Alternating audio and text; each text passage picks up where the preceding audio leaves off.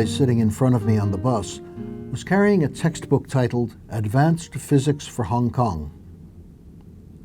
I presume the title of the book referred not to some supposed uniqueness of physical laws in Hong Kong, but to the fact that the text was written for students whose first language is not English, or that it used examples familiar to people in Hong Kong. In other words, there was probably a perfectly logical explanation for the title. However, that title started me thinking about the ways we sometimes think that a particular place, race, nationality, or whatever is somehow special. In fact, everyone is special, since every single person is a child of God, made in the image of God and given a special vocation that no other human being will ever share. Epiphany is the feast on which we celebrate the fact that all people are sons and daughters of God. The wise men who pay homage to Jesus stand for all the peoples of the world. That is symbolized in the custom of representing them as members of different races.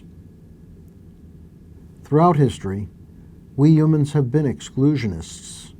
Sometimes we've gone beyond exclusion to outright persecution. For some reason or other, or no reason at all, we view people who differ from us as remote from us.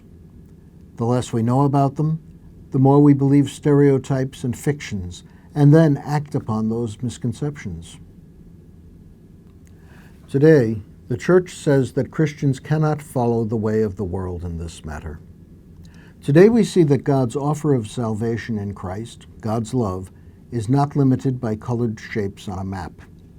Anyone and everyone is welcome. It need not have been that way. After all, Jesus is the Messiah promised to Israel. He came to a particular people in a particular time. He may not have been what they were expecting, but he was certainly theirs. All of theology could have been taught from a book titled Advanced Salvation for the Jews, and the rest of us would have had no right to complain. But God issued an invitation to the whole world to join the new people of God. That is what today's gospel story tells us. Easterners, that is, strangers and pagans, came to worship. Not only did they come, but they were led by a star of God. God not only welcomed them, God wanted them there. It's unfortunate that we've settled on 3 as the number of those who came. The gospel does not give any number. I think that we should represent today's feast with a long procession of people stretching beyond our sight and time. It should include all the wise men and women whom God has called to see the divine glory present among us in a man born some 2,000 years ago to a Jewish mother. In other words, everybody. So, should we go running out to buy more statuettes for our Christmas creches? Should we add airplanes and autos to the camels, and men and women of all ages and places to our 3 kings?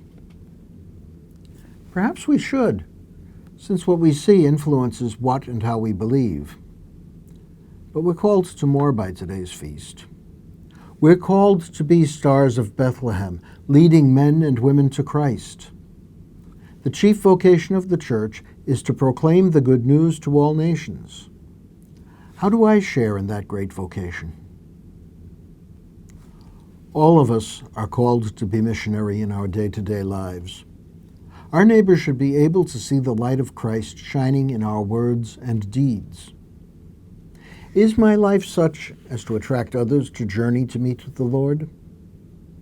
I hope that at least on occasion it is. But I have to admit that there is much in me and in my life that would not draw others to look to Christ, whose name I claim when I call myself Christian.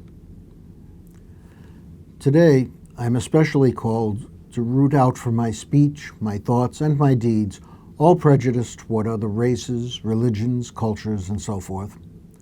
I'm called to be as welcoming in my life as God, who welcomed strangers to share the wonder of knowing Jesus. God who sent a star once upon a time and sends us today to lead others to worship him. I could call it advanced Christianity for all the world.